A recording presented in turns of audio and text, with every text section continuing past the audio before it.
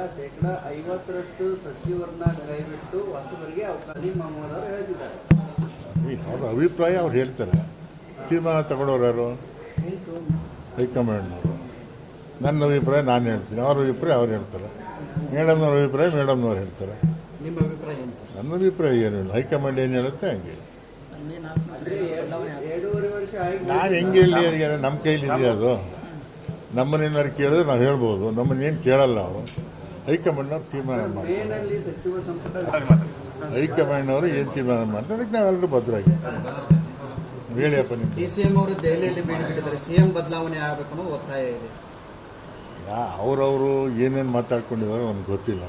ಏನೋ ಅವ್ರು ನಾನು ಮುಖ್ಯಮಂತ್ರಿ ಆಗಬೇಕು ಅಂತ ಕೇಳಿದ್ರೆ ತಪ್ಪೂ ಇಲ್ಲ. ಅವ್ರು ಇಲ್ಲಿ ಸೀಟು ಖಾಲಿನೂ ಇಲ್ಲ. ಏನೋ ಇಂಥ ಪರಿಸ್ಥಿತಿ ಇದೆ ಅನ್ನೋದು.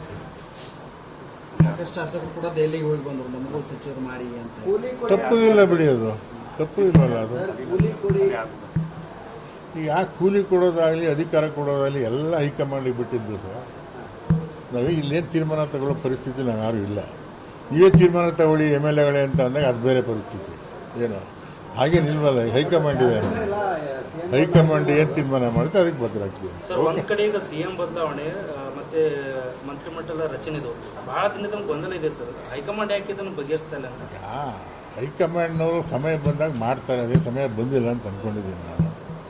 ಏನು ಈಗ ನೀವು ಪತ್ರಕರ್ತರು ಮೀಡಿಯಾದವರು ಇದನ್ನೇ ದೊಡ್ಡದಾಗಿ ಮಾಡ್ತಾ ಇದ್ದೀವಿ.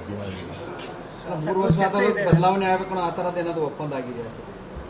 ಅದು ಒಪ್ಪಂದ ಆಗಿದೆ ಅಂತ ಅವ್ರು ಹೇಳ್ತಾರೆ, ನಮಗೆ ಗೊತ್ತಿಲ್ಲ ಅದು ಏನು ಒಪ್ಪಂದ.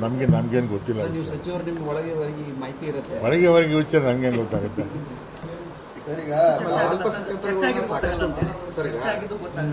ಅದಲ್ಲ, ಅದೇನು ನಮ್ಗೇನು ಗೊತ್ತಿಲ್ಲ. ನಾವೇನು ಯಾರು ಚರ್ಚೆ ಅವ್ರು ಯಾವತ್ತು ಮಾತಾಡ್ಕೊಂಡು ನಾವ್ಯಾರು ಹೋಗಿರ್ಲಿಲ್ಲ. ಏನೋ ನಾವೆಲ್ಲ ಬೆಂಗಳೂರಲ್ಲೇ ಇದ್ದೀವಿ. ಏನು ಮಾತಾಡ್ಕೊಂಡಿದ್ದಾರೋ ಅದು ಯಾರಿಗೂ ಗೊತ್ತಿಲ್ಲ. ಅಂದ್ರೆ ರಾಜ್ಯದಲ್ಲಿ ಕುರ್ಚಿ ಖಾಲಿ ಇಲ್ಲ ಅಂತ ಹೇಳ್ತೀರಿ ಸರ್? ಹೌದಲ್ವಾ?